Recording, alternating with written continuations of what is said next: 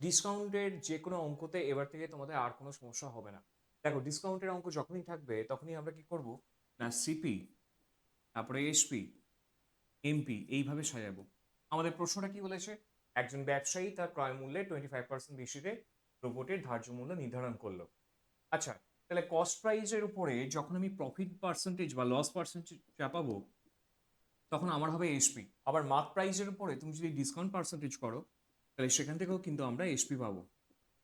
তার মানে সিপিটাকে যদি আমরা 100 ধরে নিই, মার্ক প্রাইস হচ্ছে তার থেকে 25% বেশি, অর্থাৎ 125, তাই না? 100-র উপরে 25% চাপালে মার্ক প্রাইস হচ্ছে 125।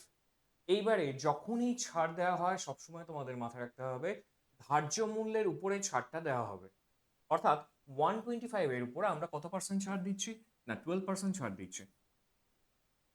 তাহলে 125 এর 12% হিসাব করলে হবে 15 টাকা। তাহলে 125 থেকে আমি যদি 15 মাইনাস করি তাহলে এসপিটা হবে 110 টাকা।